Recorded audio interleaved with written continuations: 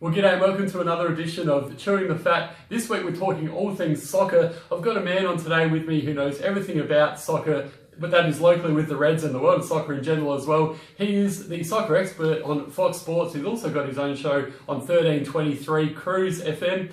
Dom Rinaldo, great to have you on Chewing the Fat. Talk to us about your journey into being a passionate soccer man and your career in radio. Wow, and how long? How long have we got? This is a long story. I'll cut it short though. But thanks for having me, Bevan. The soccer journey started playing soccer when I was a young lad. Went throughout my whole soccer career playing until only about 10 years ago when I stopped playing in an over 35 league. And then the media thing started most probably in my early to late 20s.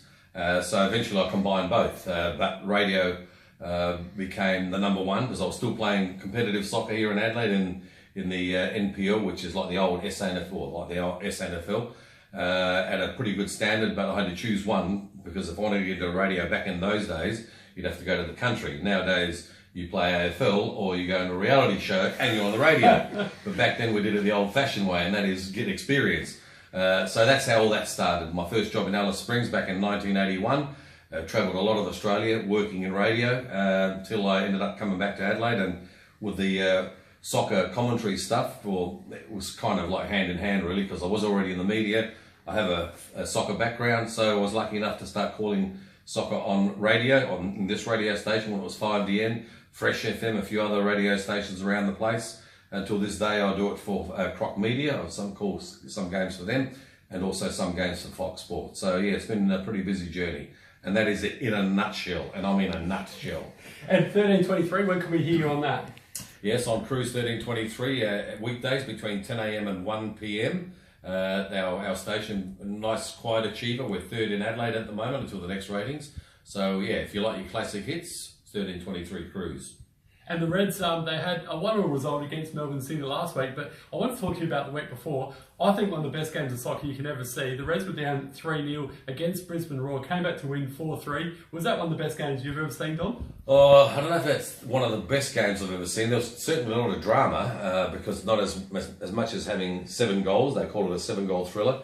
And you're right, Adelaide were 3 down, then there were send-offs, there was pushing and shoving, and it had everything. And that's the sort of game you like, especially for people who don't go to the game. That would have excited them because they were down and then they ended up winning, and in the end they could have ended up drawing because in the last minute of the game, or the last kick of the game, Brisbane could have scored the 4th to make it 4-4, but they missed the sitter. So yeah, it was pretty exciting and pretty full on, but was it the best I've ever seen? Seen a lot of games in my life, so it's a pretty hard call, that one. Yeah, and the Reds season, they're sitting in 4th place on the ladder at the moment, going along quite nicely. Can they go all the way this year?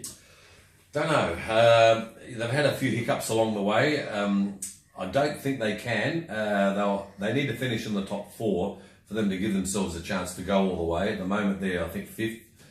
They got a reasonably easy game against the Western Sydney Wanderers on the weekend. That'll help their cause. There's only about 8 or 9 games left, but to say will they go all the way, I don't think so. I think Perth are in the hot seat.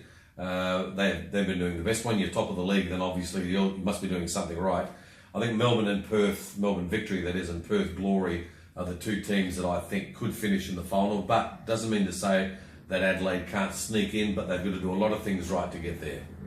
Okay, now I've heard from a little birdie as well that you're not one to like shouting coffees or lunches, Dom. Tell us more about that. Okay. I know who the little birdie is, by the way, and he's most probably holding the camera as we speak, filming this, and that is incorrect. The little birdie who's told you that is talking about himself. Okay, that's good. Doesn't shout coffee, doesn't have shout lunches, but he likes them bought for him, and he gets tickets to just about anything in Adelaide, including an opening of an envelope. He'll be there. That is Steve Murphy. That's Shout the out one. to Steve. Oh, you know him there? Okay, yep. Steve Wrong. So it's not true. No, I do buy and shout coffee for that bloke you're talking about. So he's handled the blame onto you. So absolutely. Well, that's normally how it works, isn't it? Yeah. You normally blame somebody else. It's not your fault. Yeah. That's Steve. Yeah, no. We'll get into the women's game at the moment because we saw on the weekend Sam Kerr scored a hat-trick for Perth Glory to get over the line against Melbourne Victory. Is she one of the greatest players in Australia at the moment, and possibly the world? Well, she's definitely the best player in Australia at the moment, without a doubt, and one of the best players in the world. And that's not bad when you consider a country like ours, which is not a soccer country, and you get a girl like Sam Kerr who's competing with the rest of the world, where that is their sport, everybody else's sport. So yeah, she's a freak. There's no doubt about it. Every now and then you get a freak that comes along on the football field, and she's one of them. Like in the men's game, you got Messi and Ronaldo. In our game, we got Sam Kerr in Australia. So yeah, she's fantastic, and hopefully she'll do well at the World Cup later this year with the women's team. Yeah, fingers crossed the Matildas can get the job done there. So, and finally, before I let you go, Dom, we've got some stars running around in the A-League at the moment, but who do you think has the ability to make that step into the Socceroos and debut for the Socceroos? Wow, young players that are not in there, is that what you're saying? Yeah. Yeah, there's a few going around. I mean, it's really hard to... I mean, the young lad who played at the World Cup, Arzani, he's actually out injured with an ACL, recently signed for Celtic at the beginning of last season, but I think in his very first game playing for Celtic, he came on, and I think within 10 minutes he did his ACL. So he's out. I think he's going to be the one to watch out for. He's still out with the ACL doing his recovery, even though he has, you said, someone who hasn't played, he has played for Australia, but he's only 18, 19 years of age, but he's got a massive future. As far as anyone else, no one really comes to mind to think they're ready to take the next step. It's not easy to go from the A-League to overseas and even the World Cup. It's like talking Amateur League AFL to AFL proper. So it's not an easy step. So I'll have to remain on the fence with that one. But I say Arzani, the young kid who's got the ACL problem at the moment, he's the one for the future for the Socceroos. Yeah, certainly showing some good time before he got injured. But I'll talk about Craig Goodwin because he is having an absolute blinder for the Reds at the moment. He's not that young though. I mean, I thought you were talking young. He's 26, 7 now. Yeah. No, but I just wanted to ask you about him because I personally think he's good enough to play for the Socceroos, and he doesn't seem to be getting the opportunities he deserves at the moment and can't do much more than what he has been for the Reds. What do you think he has to do to take the next step then? Do what he's doing now, because he was doing pretty well. He just missed out on the Asian Cup. Graham Arnold said he was most probably the next to be called in if something did go wrong. But he dropped his head when he didn't make the Socceroo team for the Asian Cup. And he had about 5 or 6 weeks of very ordinary football. But since then, I think he's probably got over it. He's pulled his finger out and he's been playing very well. He's been scoring goals. All he has to do is keep doing what he's doing right now, and eventually he'll be back in the Socceroos. Well, fingers crossed for that. So, Dom Rinaldo, it's been an absolute pleasure having you on. One legend to another. Next week we'll be chatting to Graham Corns, so don't want to miss that one out.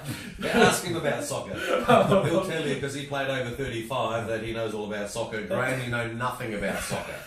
I'll remind you of that. Thanks so much, Dom Rinaldo. My pleasure. Thanks for having me. Thank you. Take care, everyone. Bye for now.